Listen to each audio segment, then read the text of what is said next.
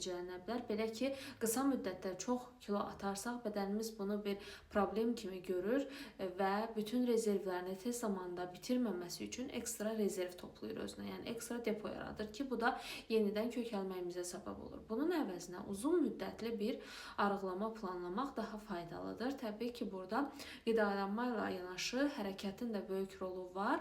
Mən sizə gedin hər hansısa bir sport zalda ürəyiniz yerindən çıxana qədər idman eləyin deməyəcəm.